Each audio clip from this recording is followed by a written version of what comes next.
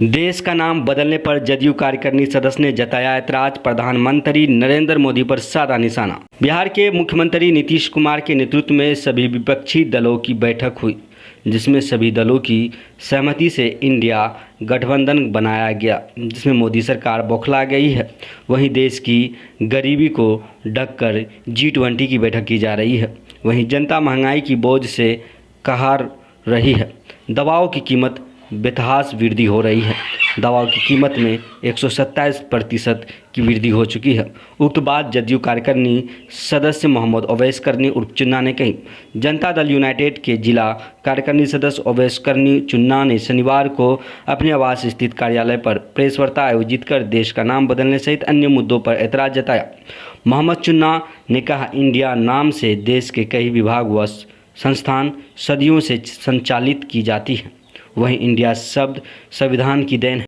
उन्होंने कहा कि विपक्ष द्वारा इंडिया गठबंधन बनाने के बाद मोदी सरकार घबराहट में है।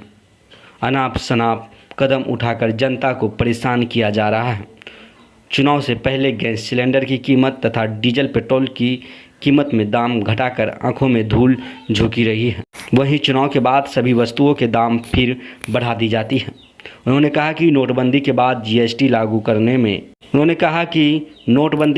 जीएसटी लागू करने से बेरोजगारी तेजी से बढ़ी। लोगों को तरह तरह की परेशानी उत्पन्न की जा रही है। उन्होंने कहा कि मुगलसराय स्टेशन तथा इलाहाबाद का नाम सरकार द्वारा बदला गया, जिसके कारण सरकार को करोड़ों रुपए खर्च करना पड़ा, जबकि देश का नाम बदलने से सैकड़ों करोड़ों रुपये खर्च करने पड़ेंगे, जो जनता के ऊपर ही भार पड़ेगा। मोहम्मद चुन्ना ने कहा कि बिहार प्रदेश को विशेष राज्य का दर्जा के बदले केंद्र सरकार ने एक मुश्त आर्थिक पैकेज सहित काफ़ी पैसे देने की बात कही, लेकिन बिहार को एक पैसे की मदद नहीं की गई। देखिए क्या कुछ बता रहे हैं जदयू के कार्यकारिणी सदस्य ओवैस करनी उर्फ चुन्ना। सहरसा से इम्तियाज़ आलम की रिपोर्ट। ये जो मेरे माननीय मुख्यमंत्री श्री नीतीश कुमार जी के द्वारा पूरे हिंदुस्तान के विपक्ष को एक किया जा रहा है, जिसका लगातार 3 बैठक हो चुका है। अभी लास्ट बैठक आपको मुंबई में हुई, जिसकी बौखलाहट में उस बैठक में ये तय हुआ कि इस विपक्षी गठबंधन का नाम इंडिया रखा जाए, I.in.D.I.A।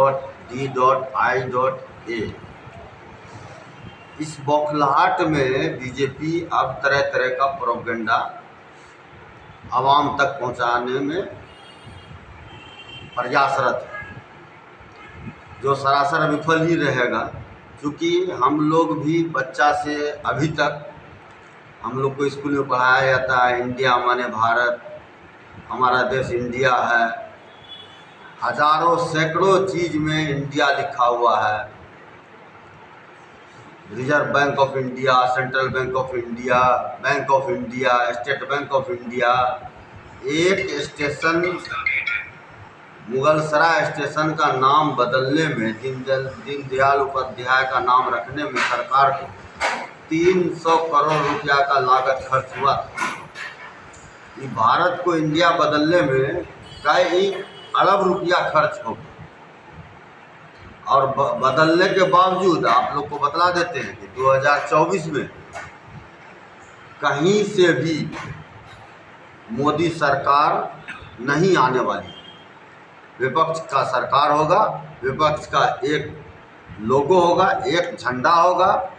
कोई कांग्रेस, तीर, लालटेन, सीपीआई, सीपीएमएल किसी का झंडा नहीं होगा। एक झंडा बनेगा। एक झंडा के बैनर तले पूरा विपक्ष पूरे हिंदुस्तान में 2024 में मोदी सरकार को जड़ से उखाड़ के फेंक दे। क्या लग रहा है आपको, राजनीतिक के चक्कर में कहीं ना कहीं बीजेपी देश को आर्थिक नुकसान पहुंचा रही है? पूरा 15 भाई एक बार वीडियो घुमा के दिखा दीजिए। 15 भाई में किसका कंस्ट्रक्शन का काम चल रहा है? किसी का नहीं। जब नोटबंदी नहीं हुई थी तो किसी का भूसखार बन रहा था, तो किसी का गोहाली बन रहा था, किसी का लेटरिन रूम बन रहा था, किसी का घर बन रहा था, किसी का बाथरूम बन रहा था। एक भी कंस्ट्रक्शन का काम नहीं चल रहा। क्यों? हमको तो 100 रुपया 500 रुपया कमाते हैं, 200 रुपया सब टमाटर में जाता है, 100 रुपया पेट्रोल में जाता है, 1000 का पेट्रोल हेलमेट के फाइन में जाता है, 150-100-200 रुपया बचता है। दवा देख लीजिए, 127% दवा में सिर्फ वृद्धि हुई है। 127% दवा के दाम में वृद्धि हुई है। तो हम अपने माँ, बूढ़ी बुजुर्ग माँ का इलाज कराने में भी असमर्थ हैं। वो 500 लेके आते हैं घर, 500/0 हो जाता है घर पर। क्या लग रहा है आपको, जदयू के साथ देश स्तर पे जो विभिन्न पार्टी शामिल हुई है, कितना मजबूती से खड़ा रहेगी आगे? पूर्ण मजबूती से, पूरा, इसमें कोई दाग नहीं है। हम लोग भी साथ है, जनता भी समझ चुकी है। समझ क्या, जनता थक चुकी है, थक चुकी है जनता। आप किसी भी हॉस्पिटल का हाल देख लीजिए, किसी भी स्कूल का हाल देख लीजिए, किसी भी सड़क का हाल देख लीजिए, कहीं कुछ नहीं है। सिर्फ अडानी अंबानी, अडानी अंबानी। अभी आपका जो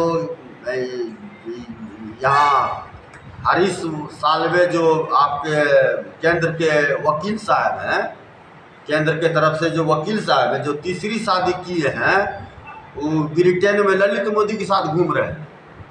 यहाँ कह रहे हैं कि ललित मोदी को खोज रहे हैं।